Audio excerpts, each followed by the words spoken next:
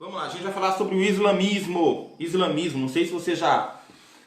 Vamos começar, né? Não sei se você já parou para pensar, se você já teve interesse em ouvir um pouco mais, em entender um pouco mais sobre essa religião do Islã, né?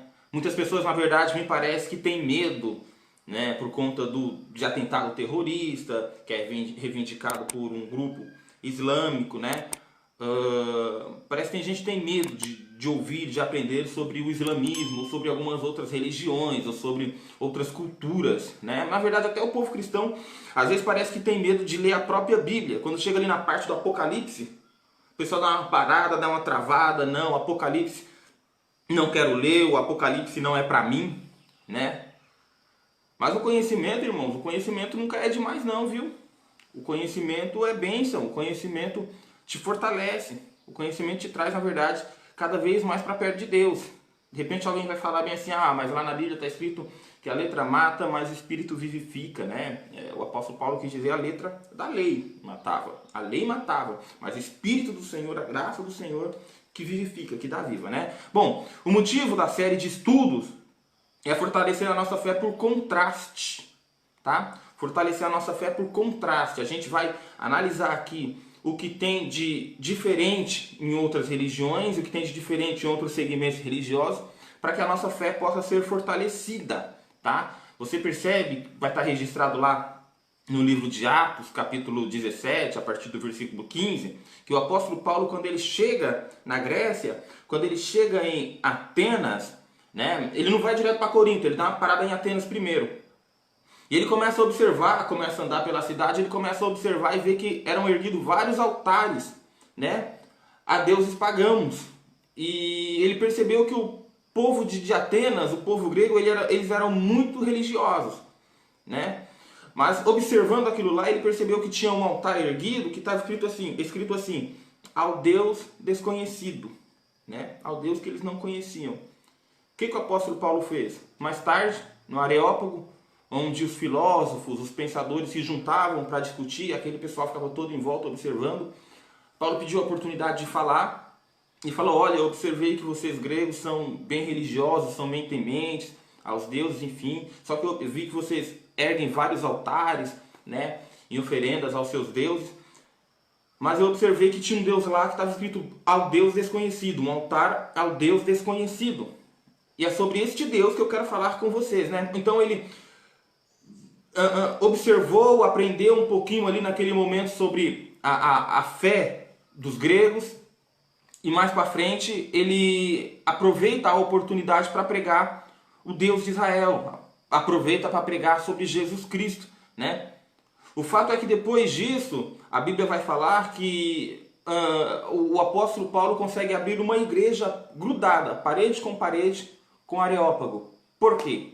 Né? Por quê? Porque ele conseguiu, através do que ele conheceu, ele conseguiu uma oportunidade para poder transmitir o amor de Cristo, né? Bom, muitas pessoas dizem que o Deus servido tanto no islamismo, quanto no cristianismo, quanto no judaísmo, quanto no espiritismo, quanto em qualquer denominação, é o mesmo Deus. É tudo igual. Dizem isso, né? Mas a minha intenção aqui é trazer algumas informações para vocês. Pazirã, que está chegando aí agora. A minha intenção é trazer aqui para vocês algumas características de cada religião dessas. E aí vocês tomem, tirem as suas próprias conclusões. Será que é o mesmo? Né? Porque às vezes tem coisas tão contrárias de uma religião para outra que não tem como as duas estarem certas. Ou está todo mundo errado, ou um está certo, o restante está errado. Né? Mas vamos lá, eu vou falar primeiro aqui rapidinho, só para que a gente possa entender. É lógico que, irmãos, a gente não vai fazer um estudo tão profundo. Primeiro que a gente não tem tempo, segundo que eu não tenho capacidade para fazer isso. Fiz algumas pesquisas, já uns 3, 4 meses atrás, li bastante, li alguns livros, aliás, que me trouxeram uma ideia de como que funciona, né?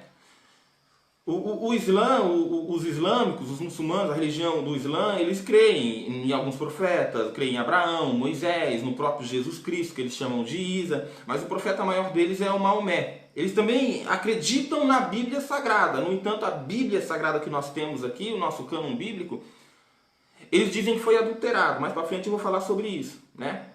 A fonte de autoridade deles, a fonte de fé, a fonte teológica é o Alcorão, que é uma escrita que foi recitada pelo profeta Maomé, né? E a Suna, que é um conjunto de histórias, conjuntos de atitudes que Maomé teve durante a vida, né? E foi juntado num livro só, e esse livro só completa o Alcorão, é a Suna. A Suna não é aceita por todos os islâmicos, só alguns, tá? Os que seguem só o Alcorão são chamados de xiitas. Você já deve ter ouvido falar sobre isso na televisão, ou em algum jornal, ou pela internet, né? Os que seguem o Alcorão e a Suna, e tem a Suna, são os sunitas, tá bom? O Alcorão, ele vai ter ali 114 capítulos, né? Que são suratas, né? Não tem esse negócio de tal pessoa escreveu tal coisa, igual a gente tem aqui o livro de Daniel, do profeta Daniel, o livro de Ezequiel, não. É um livro só, com várias suratas, que são capítulos, são 114 capítulos, e cada capítulo desse tem um monte de versículo, né? Mas vamos lá, como que começou o islamismo? Da onde vem? Como que funcionou exatamente, para a gente poder entrar nos contrastes, né? Bom, na Idade Média, Maomé acabou tendo contato com o cristianismo. Maomé é o profeta de Alá, né? Alá é Deus, o nome que eles dão a Deus. A tradução de Deus no islamismo é Alá, né? Ele teve contato com o judaísmo, Maomé, e com o cristianismo, mais com o cristianismo. Por quê?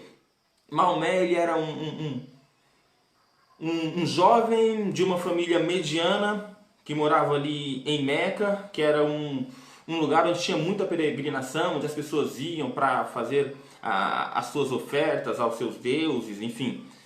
E Maomé, a família dele era comerciante. Ele trabalhava ali ajudando o povo que vinha peregrinar, vendendo utensílios, enfim. Só que Maomé, ele quando teve ali os seus 21 anos aproximadamente, sei lá, ele acabou conhecendo uma viúva. E essa viúva era muito rica. E através dessa viúva, ele começa a viajar o mundo, começa a conhecer novas culturas.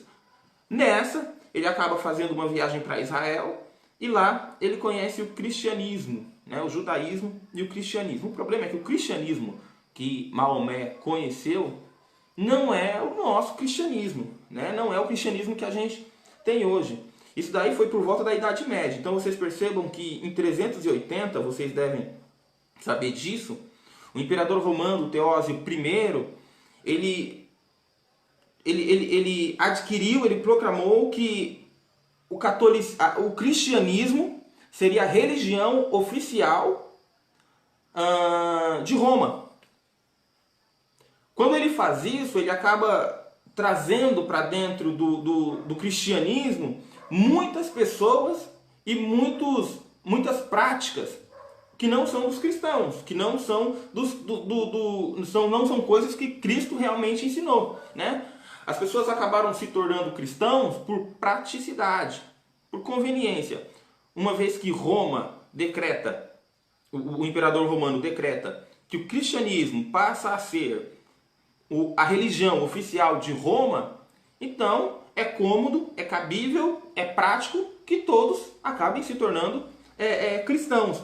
E dali surge, né, começa talvez a Igreja Católica, né, a igreja que é a junção, católica quer dizer universal, né, mundial, Igreja Católica Apostólica por conta dos apóstolos, e romana porque vinha de Roma, né? Então lá por volta da Idade Média ali, no ano 600, Maomé acaba conhecendo o cristianismo. Só para a gente poder entender. A reforma protestante aconteceu no dia 31/10/1517. Então, olha o tempo, né? Enfim. E aí ele acabou conhecendo esse cristianismo aí um pouco adulterado. Não ficou muito feliz com esse cristianismo, o Maomé não, né? Ele não concordou muito com a liturgia, com as práticas implementadas por Roma, né? O problema não é ser o católico e apostólico. Que católico, universal e apostólico? Dos apóstolos nós também somos. O que nós não somos é romanos por conta das práticas romanas, né? Bom, anos mais tarde, quando ele completou ali os seus 40 anos de idade, ele acabou recebendo segundo ele, uma visita do anjo Gabriel, né? A história vai falar que quando ele foi ele acabou saindo para um retiro espiritual para poder meditar sobre as coisas que ele tinha aprendido. Ele não era muito a favor da religião judaica, dos cristãos, e menos ainda do que ele vivia lá na Meca, né? Lá em Meca. Então ele acaba indo para um lugar chamado Hira, se eu não me engano, e lá tinha uma caverna onde ele começou a meditar. E a história diz que supostamente o anjo Gabriel apareceu para ele e ele ficou maravilhado, ficou com medo, né? E o anjo Gabriel falava para ele o seguinte: leia, ou recita, isso daqui está registrado nesse livro aqui, ó. Dá uma olhada, nesse livro aqui, ó, né? Eu acabei lendo aqui, de um doutor chamado Abu Rahman El-Shesha, uma coisa assim. O mundo islâmico e o mensageiro de Deus, né? Não, Maomé, que é Muhammad, e o mensageiro de Deus. Está nesse livro aqui, eu vou dar uma lida para vocês rapidinho, para vocês entenderem a dinâmica do negócio. Está escrito assim, quando o anjo aparece para Muhammad ou Maomé: ó Muhammad, leia novamente. Muhammad respondeu: eu não sei ler. Gabriel o abraçou, Muhammad, pela segunda vez, e logo ordenou-lhe que lesse pela terceira vez. E o abraçou fortemente, até que não pôde mais respirar. E o soltou, dizendo: ó Muhammad, leia, em nome do teu Senhor, quem criou todas as coisas, criou o homem de um zigoto. Leia, que teu Senhor é o mais generoso. Isso daqui vai estar lá registrado na Surata 96, né, do versículo 1 ao 3. Bom, o livro aqui diz que o mensageiro de Deus, que no caso era o Muhammad, ou Maomé, regressou tremendo para sua casa, entrou e disse à sua esposa, que no caso era essa viúva que ele acabou casando: cobre-me, que Deus esteja comprazido com ela. Cobriu Muhammad até que ele se sentiu melhor, né? E aí ele conta para ela o que aconteceu. Paz, irmã Tati, está chegando agora. Então ele conta para ela o que aconteceu, né? Dizem que num período entre 3 meses e 6 meses e 3 anos, assim, Maomé não teve mais nenhuma visão desse tipo, não teve nenhuma outra manifestação desse tipo. Mas depois disso ele começou a ter manifestações, né? Ou o anjo aparecia para ele, falando para ele mais uma vez: recita. Dá a impressão que mostrava alguma coisa para ele assim, e falava para que ele lesse, talvez. Dizem que os estudiosos, sábios, dizem que ele acabou tendo sensações, enfim, visões, ouvia vozes em qualquer lugar, em qualquer horário. Aí ele tremia, começava a sentir frio, começava a sentir calor, começava a ter alguma coisa dentro dele, e aí ele começava a falar o que acontecia, o que ele estava sentindo, a mensagem que ele estava recebendo. E as pessoas que estavam em volta dele começavam a escrever para ele. Olha, lembra que ele falou: olha, eu não sei escrever. Ele falou para o anjo. As pessoas começaram a escrever para ele o que estava acontecendo, né? Bom, inicialmente ele não foi levado muito a sério, Maomé. O pessoal não ligou muito, não deu muita crença para ele. No entanto, depois de algum tempo, depois de alguns anos, o pessoal começou a acreditar um pouco mais. Primeiro a sua esposa, depois os seus filhos, seu sogro, enfim. Começaram a acreditar um pouco mais em Maomé. Deixa eu tomar um pouco d'água aqui.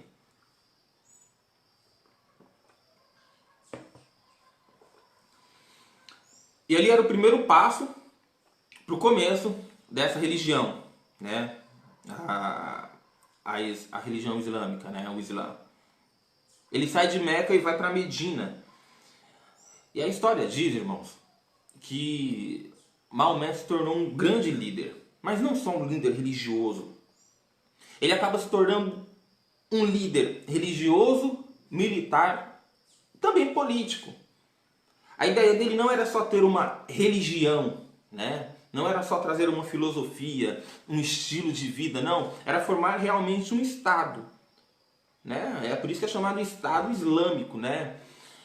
Eles tinham a ideia de trazer para dentro, para puxar de volta tudo aquilo que ele havia, que o Deus Alá havia sido perdido, havia sido corrompido. Então ele traria isso daí de volta, custe o que custar. A história diz que ele liderou mais de 40 guerrilhas. Mais de 40 guerrilhas, né? E o islamismo cresceu muito rápido. A verdade é que o Islã cresceu nos seus primeiros séculos, né? Muito mais que o cristianismo. Muito mais que o cristianismo. O Islã teve um crescimento exorbitante, né? Bom, Maomé, ele foi o homem mais influente da Arábia. Isso daí com certeza. E talvez o mais influente do mundo. Mais influente do mundo depois de Cristo. Claro, depois de Cristo, ele foi o mais influente do mundo, dado pelo número de seguidores, dado pelo número de fiéis ao Islã. Só para vocês terem uma ideia, alguns dados que eu anotei aqui da Wikipedia. O islamismo representa hoje 23% da população mundial, né? 23% da população mundial é islâmica, tá bom? Isso representa 1,6 bilhões de pessoas, né? Aqui no Brasil tem um número pequeno, dizem que há em torno de 10 mil, 15 mil islâmicos. Os responsáveis pelo Islã no Brasil, eles contestam isso, dizem que já passa de 1 milhão, né? Mas os números que a gente tem são esses. Para vocês terem uma ideia de que representa esse 1,6 bilhões, que é 23%, os cristãos, irmãos, representam hoje, isso daí eu peguei dados atuais, tá? 2,3 bilhões de pessoas, quase um terço praticamente da população, 2,3, né? Representa 33% da população mundial é de cristãos. No entanto, isso daqui é interessante, isso daqui eu tirei à parte. No entanto, se você for separar os cristãos evangélicos dos cristãos católicos, o Islã já é a maior religião do mundo, já é o que tem mais adeptos. Por quê? Porque o catolicismo representa 1,3 bilhões de pessoas. Isso daí é catolicismo, tá? Representa 18%. E os evangélicos, 1 bilhão de pessoas espalhadas pelo mundo, que representa 15%. Ou seja, o Islã já é maior que o cristianismo se for separar o catolicismo dos evangélicos, né? Segundo estudos, dizem que quando chegar ali no ano 2050, 2070, o Islã já vai ser a maior religião do mundo, tá? Quando chegar ali no ano de 2050, 2060, 2070 estourando, segundo como vem crescendo o islamismo, já vai ser a maior religião do mundo, tá? Só um detalhe, se você tiver algum comentário, alguma dúvida, alguma coisa que ficou mal explicada, coloca aí no comentário e assim que puder eu dou uma olhada e a gente responde aí, tá bom? Vamos lá, eu quero falar agora que o Islã já foi, você já entendeu um pouquinho mais sobre o islamismo, como começou, eu gostaria de falar sobre algumas coisas que são bem interessantes. As crenças do Islã e os seus 5 pilares. Na verdade, a fé do islamismo é baseado em 6 crenças, e 5 pilares, né? Eu vou falar para vocês, né? A primeira crença é a crença em Deus. Eles creem em Deus, um Deus uno, né? Eles são uma religião igual a nossa, uma religião monoteísta. Deus é Deus, não tem outro além de Deus, todas as coisas foram criadas por Deus, o controle de todas as coisas estão na mão de Deus. Isso daí é o que aproxima, na verdade, o cristianismo, o judaísmo e o islamismo, né? Que nós servimos nós temos como o Deus um Deus monoteísta, né? Não tem outros deuses, né? Nossa religião é essa. Eles creem nos anjos. Os anjos que... Porque, veja, Gabriel foi o que trouxe a mensagem, supostamente, para Maomé, né? Então eles creem nos anjos. Ele crê nos mensageiros e também nos profetas. Os mensageiros de Alá, né?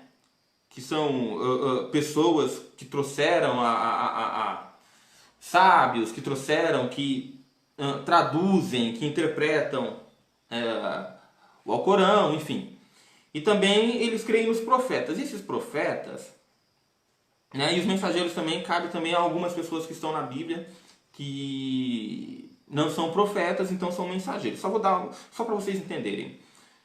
Eles creem nos profetas e os mensageiros que estão na nossa Bíblia, né? No nosso cânon bíblico e também na Torá. São 25 no total. Eu acho que eu não vou lembrar o nome de todos, né? Mas vou tentar lembrar alguns aqui. Adão, Abraão, Noé, Moisés, próprio Jacó, Isaac, Ismael, Ezequiel, Isaías, e assim vai, né? Elias, perdão, e assim vai. Então eles creem nesses profetas de Deus, nesses mensageiros de Deus. Eles vão crer em João Batista, eles creem no João Batista, que batizava, foi o profeta que anunciou a vida de Cristo. Eles creem no próprio Jesus Cristo, que é o enviado de Deus. Só que eles creem também em Maomé, né, que é o profeta de Deus. De maneira que Maomé é o que finda, né, a linhagem, a sequência de todos os profetas. E o maior de todos é Maomé. Um detalhe é que toda vez que eles citam o nome de um desses que eu falei, que na verdade são 25, eu devo ter falado uns 10, 12 mais ou menos. Toda vez que eles citam o nome de uma dessas pessoas, eles... Paz, Fábio, tá chegando agora, né? Toda vez que eles citam o nome de uma dessas pessoas, eles têm que render graças, né? Tem que glorificar. Por exemplo, se ele vai falar o nome de Moisés, que Moisés esteja em paz. Se vai falar o nome de Abraão, o bendito de Deus, o homem de Deus, enfim, nesse sentido aí, né? Mas aí eles têm as suas crenças, né? Em Deus, os anjos e os mensageiros, que eu acabei de falar. Também nos livros sagrados, o Alcorão, que é unânime, e a Sunna, que é um conjunto de coisas que Maomé fez durante a vida, né? Eles creem também na Bíblia Sagrada, que nós temos aqui, no nosso cânon bíblico. No entanto, eles dizem que a Bíblia ela foi alterada, segundo eles. A Bíblia foi alterada. Tem muita coisa na Bíblia que não existe, porque os livros originais,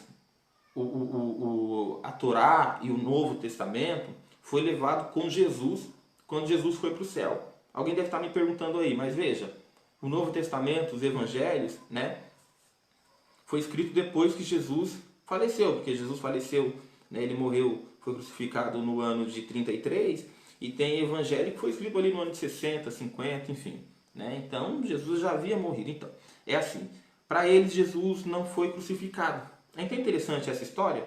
Eu não sei em qual desses dois livros está, eu não separei, mas eu vou contar para vocês. Para eles Jesus não foi crucificado, para eles Jesus não morreu quando nós achamos que ele morreu no ano 33. Ele morreu mais tarde e levou os evangelhos que já estavam escritos, ele levou com ele. Como assim? A história que nós temos nos evangelhos foi que Jesus foi entregue para Judas, correto? Vai acompanhando comigo. Ali no Getsemane, onde Judas entrega Jesus, mostra quem é Jesus através de um beijo, né? Ele combina com os sacerdotes, olha, aquele que eu der um beijo é o Jesus que vocês estão procurando. Só que na hora que ele dá o beijo em Jesus, naquele lugar, no Monte das Oliveiras, no Getsemane, está muito escuro. E quando Judas dá o beijo em Jesus, eles não conseguem saber se foi Jesus que deu um beijo em Judas ou Judas que deu um beijo em Jesus, e eles acabam prendendo Judas. Alá, neste momento, faz com que se transfigure o rosto de Judas e fique igual ao rosto de Jesus.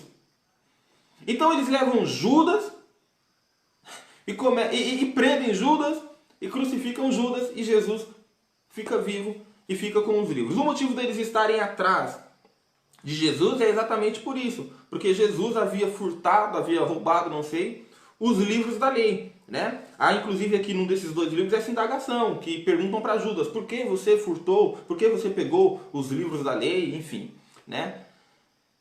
Mas a gente vai falar, mas isso daqui não está escrito na nossa Bíblia, não está escrito nos evangelhos. E aí a resposta está: não, esse evangelho que vocês estão aí são evangelhos adulterados. O verdadeiro Cristo levou com ele quando ele foi para o céu e ele vai voltar, né? Eles creem no dia do juízo, que é quando Jesus vai voltar, né? Quando o filho de Maria vai voltar e vai trazer, vai governar,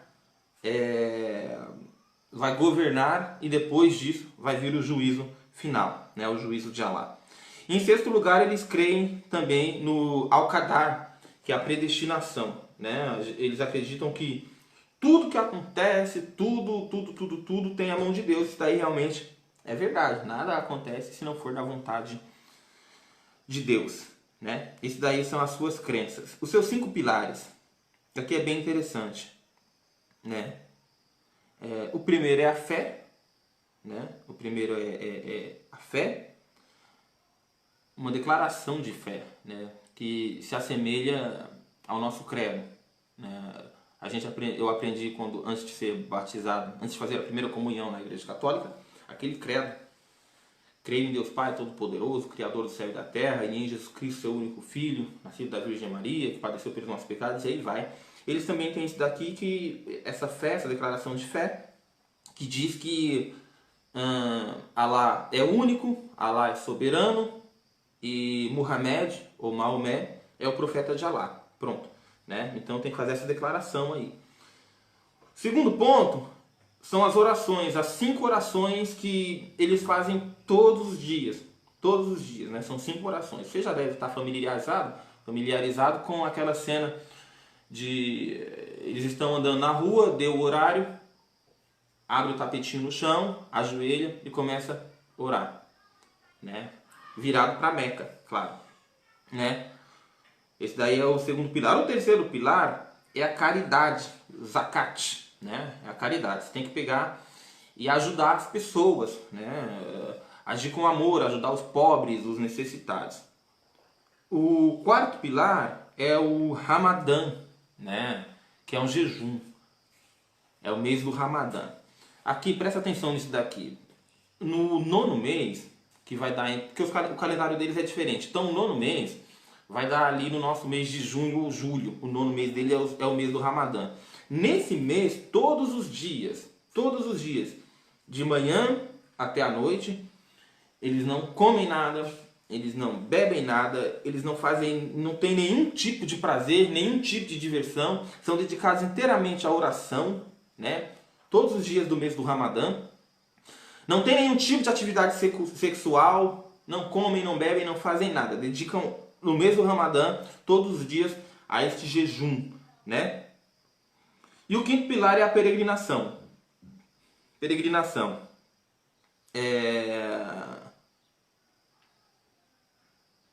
Todo islâmico, uma vez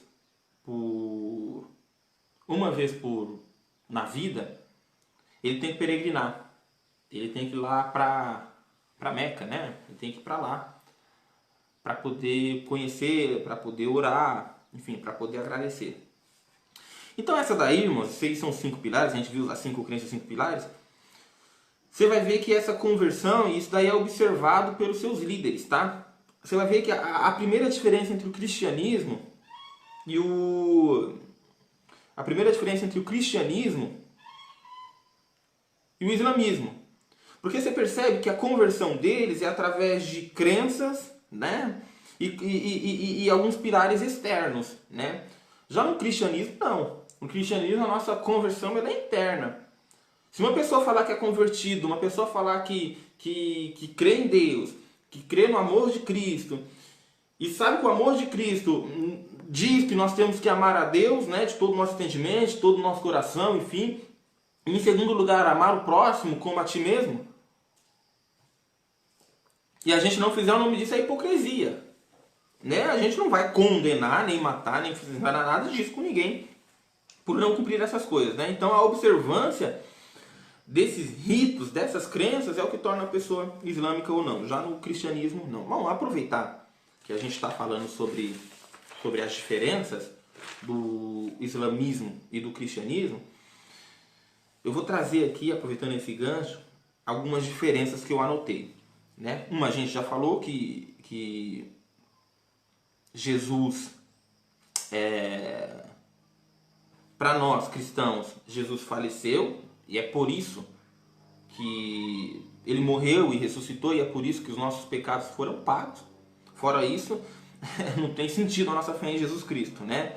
Eles acreditam que Jesus está vivo, foi levado ao céu e está vivo lá até hoje. Isso aí vai estar registrado, irmãos, lá na Surata, capítulo 4, 157, tá? Para falar que Jesus está vivo. Aproveitando aqui, o Alcorão, você tem acesso ao Alcorão facilmente, tá? Tanto em áudio quanto escrito, né? Você pode baixar em PDF se quiser. Nós acreditamos que o nosso Jesus é o nosso Salvador, que ele morreu na cruz por todos nós. Nós acreditamos que o primeiro Adão falhou, como está escrito lá em Romanos, o primeiro Adão falhou, né? Pecou e contaminou o resto da humanidade. E Jesus, o segundo Adão, ele nos salvou, porque ele foi perfeito e morreu, né, pelos nossos pecados. Já no islamismo não tem nenhum salvador não, né? Você recebe segundo o que você fez, né? Para eles ninguém nasceu com pecado. Para eles a gente nasce neutro, né? Já na Bíblia diz que a gente nasceu inclinado para o pecado, né? Mas eles acreditam que você nasceu neutro e você tem que ser doutrinado, você tem que ser ensinado. E esse ensinamento que eles trazem que é o que vai te trazer a salvação, né? Então eles não têm um Salvador, não tem quem é o Salvador que morreu por eles não, nem Jesus, nem o próprio Maomé, tá? Nós cremos na Trindade, Pai, Filho e Espírito Santo, né? Nós cremos num Deus uno, mas ele é triuno, né? Ele é triuno, Pai, Filho e Espírito Santo, né? Para eles isso daí é blasfêmia. Falar que Jesus é Deus é blasfêmia, né? É blasfêmia. Nós cremos no Israel espiritual, que independente de onde você estiver, né? Independente da tua denominação, independente da sua geografia, quando chegar o dia do juízo, Deus vai te chamar para perto dele, porque você é o Israel dele, você é o Israel de Deus, porque você é convertido, porque você se arrependeu dos seus pecados, né? Eles acreditam simplesmente no Estado Islâmico. A salvação é do islâmico, né? do muçulmano, quem segue as leis do Islã, e o resto é condenação pura, né? O céu para o islâmico, o céu para o muçulmano, ele é um céu carnal. Para a gente, ele é um céu espiritual, né? Como assim, Daniel, céu carnal? Deixa eu dar uma olhada aqui, aonde eu anotei. Tá aqui. Olha só. O paraíso para eles funciona da seguinte forma. Isso daqui é bem interessante, tá? O que eu vou ler agora está lá na Surata 56, a partir do versículo 12. Surata 56, a partir do versículo 12. Dizem que quando chegar no paraíso eles vão receber algumas recompensas. E daí vem o motivo para alguns extremistas morrerem em guerra. Eu vou ler aqui para vocês. Deitarão sobre os leitos. Quem deitarão sobre os leitos? Eles, os que forem salvos, né? Principalmente os que morrerem em guerra. Deitarão sobre os leitos encrustados por pedras preciosas, ou seja, riqueza, frente a frente, onde lhes servirão jovens de frescores imortais, com jarras e taças cheias de vinho, que não provocará dor de cabeça e nem intoxicação, tá? Ponto. Deixa eu dar um ponto aqui para eu continuar. Ou seja, pedras preciosas, riqueza, vinho que não vai provocar dor de cabeça e nem nenhuma intoxicação. Eu posso entender que vão beber à vontade, vão se divertir à vontade e não vai ficar bêbado, não vai ter ressaca. né? E frutas da sua predileção, né? Ou seja, vai ter comida à vontade, carne de todas as aves, né? Que desejarem, e dele serão as rures virgens de olhos escuros, castas, com pérolas bem guardadas, em recompensa por tudo quanto houveram feito. Sabemos que criamos as rures, ou ures, eu não sei como se pronuncia, para eles, e a fazem virgens, companheiras, amorosas e justas, né? Então, assim, vai ter comida, bebida à vontade, né? Riqueza, e as rures, que são as virgens, né? Que serão dadas para eles, né? O conceito dessas virgens que ficarão à disposição deles todos os dias, né? O conceito daquelas 72 virgens e 80 mil servos que ficarão ali para servir no átrio para eles, não vai estar no Alcorão, não. Vai estar lá na Suna, no volume 4, que vai dizer que as virgens são 72 virgens, 72 mulheres para cada um e 80 mil servos para cada um deles, que é a mínima recompensa que eles terão por enfrentarem a guerra, por morrerem pela causa. Seria assim a tradução. Inicialmente eu não entendi muito bem isso daí, mas aí depois eu fui pesquisar e fui ver que realmente é isso mesmo. Por isso que tem aqueles extremistas lá que acabam morrendo em nome do Islã, porque eles acreditam que receberão isso daí lá no céu, né? Então seria um céu prazeroso, né? Seria um céu prazeroso. Tô vendo? Eu tô achando aí que tem gente quase se convertendo aqui já ao islamismo, né?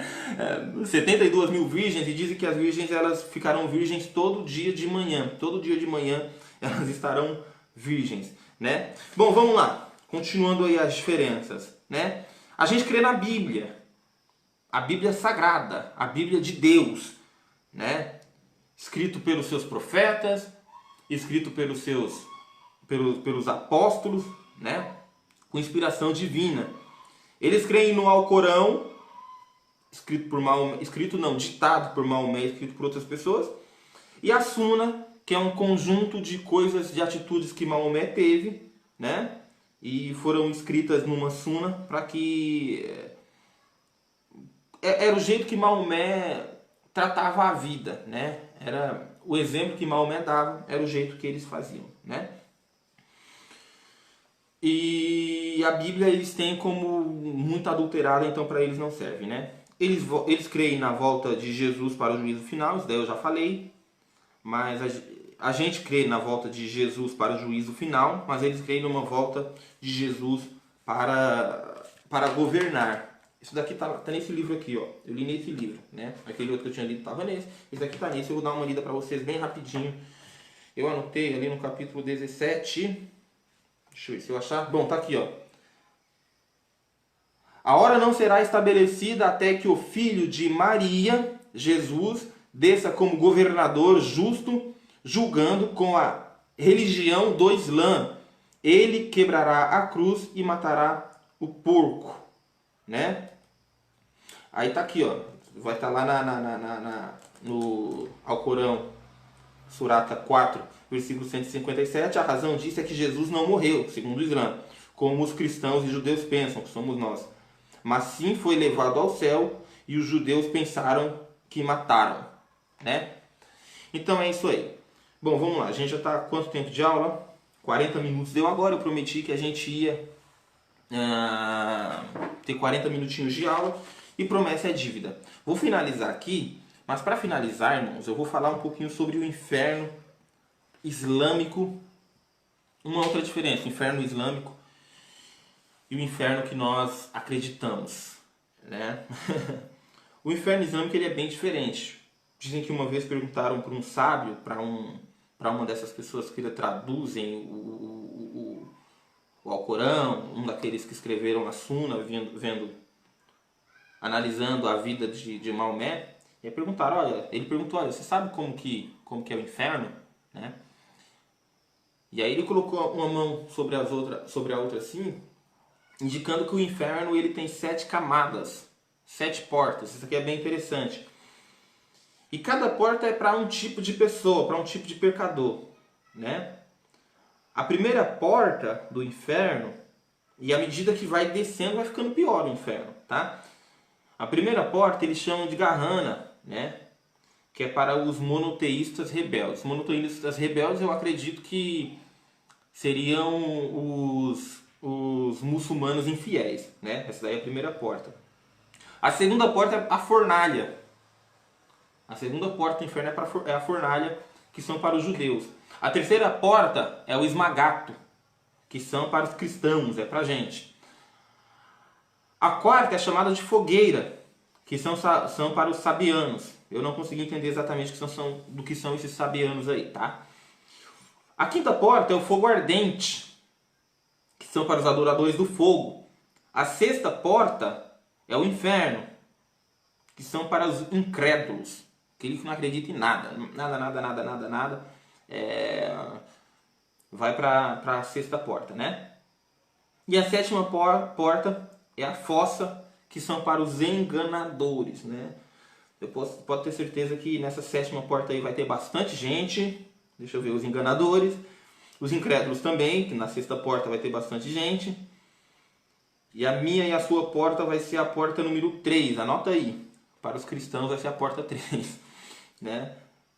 Se serve de consolo, não é a pior porta, porque a gente está em terceiro ali, ó, não é a pior porta. Então, enfim. Irmãos, eu vou terminar por aqui. Acho que a gente já passou rápido o tempo, né? Eu sei. Mas eu vou terminar por aqui. Eu acho que a gente já aprendeu bastante coisa. Já dá para você ter uma base e tirar as suas próprias conclusões, né? Eu tenho certeza que no seu coração é de Jesus, o seu coração é de Deus. Eu tenho certeza que isso atingiu o que eu queria, fortaleceu ainda mais a tua fé, né? E quando você se deparar com qualquer tipo de situação, você terá um mínimo de conhecimento. Gente, grande beijo, obrigado. A gente se encontra na semana que vem, tá? Valeu, tchau, tchau.